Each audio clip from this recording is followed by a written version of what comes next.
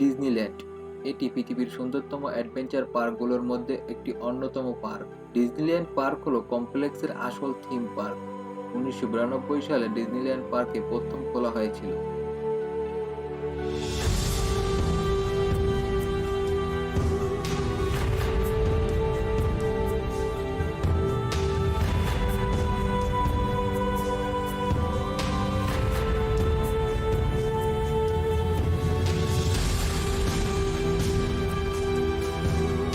1992 সালে Disneyland park যখন তার প্রথমবারের মতো মার্নে লা ভ্যালির প্যারিসের উপকূলে তার দরজা খুলেছিল, তখন থেকেই কিছু পত্রপত্রিকা অনেকগুলো পূর্বাভাস দিয়েছিল যে এটি একটি ফ্লপ হবে এবং এটি কোনো ধরনের লাভজনক আকর্ষণীয় স্থান হয়ে উঠতে পারবে না। কিন্তু আশ্চর্যের বিষয়, এর কিছুদিনের মধ্যে আকর্ষণীয় পার্ক এবং অবলম্বন থেকে ইউরোপের সবচেয়ে জনপ্রিয় গন্তব্যস্থলগুলির মধ্যে একটি হয়ে ওঠে ডিজনিল্যান্ড পার্ক। প্রতি বছর লক্ষ লক্ষ দর্শককে আকর্ষণ করে এই ডিজনিল্যান্ড পার্ক।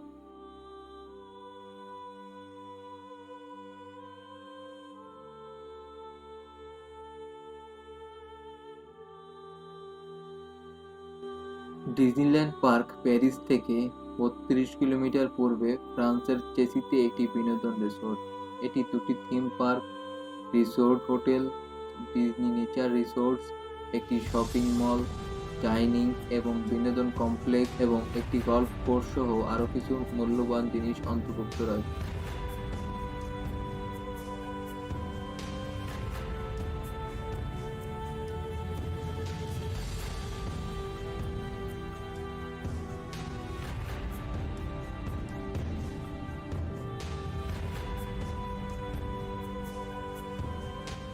1992 সালে এটি খোলার পর মানুষের মধ্যে জনপ্রিয়তা দেখা দেয়। এরপরে 2002 সালে ওয়াল্ট ডিজনি স্টুডিওস নামে আরেকটি পার্ক খোলে থাকে তারা।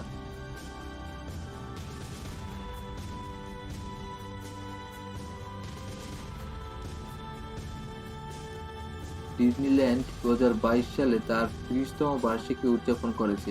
ততদিনে 320 মিলিয়ন মানুষ পরিদর্শন করেছিল ডিজনিল্যান্ড পার্ক।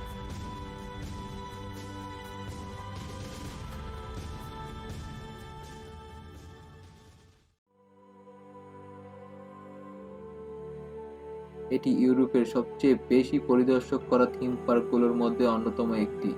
1983 সালে টোকিও ডিজনি রিসোর্ট খোলার পর এটি মার্কিন যুক্তরাষ্ট্রের বাইরে দ্বিতীয় ডিজনি পার্ক এবং বৃহত্তম ডিজনি পার্কে পরিণত হয়।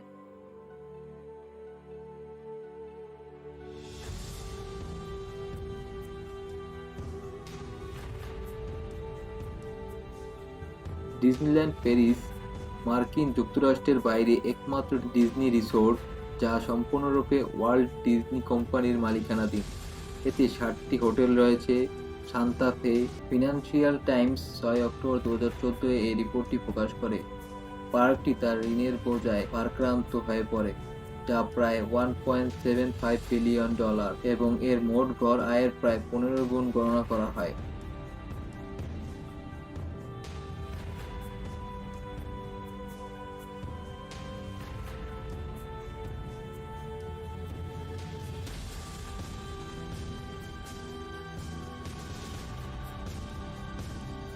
জুন 2017 পর্যন্ত ডিজনি শুধুমাত্র রিসোর্টে সংখ্যালঘু অংশীদারিত্বের অধিকারী ছিল।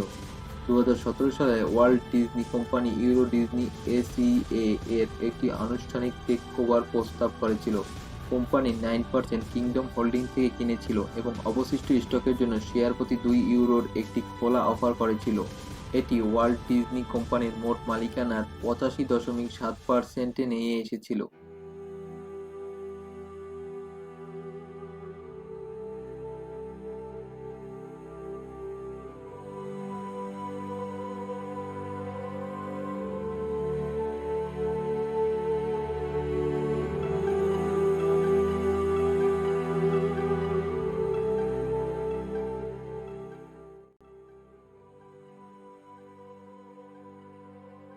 ওয়াল্ট ডিজনি অনেকেই নতুন এই থিম পার্কের সাফল্য নিয়ে সন্দিহান ছিল। অবশ্য নিন্দুকের যাবতীয় সন্দেহগুলোকে উড়িয়ে দিতে বেশি সময় নেয়নি ডিজনিল্যান্ড। উদ্বোধনের পর থেকে আজ পর্যন্ত থিম পার্কের ইতিহাসে এটিই সর্বশ্রেষ্ঠ থিম পার্ক বলে বিবেচিত হয়ে আসছে।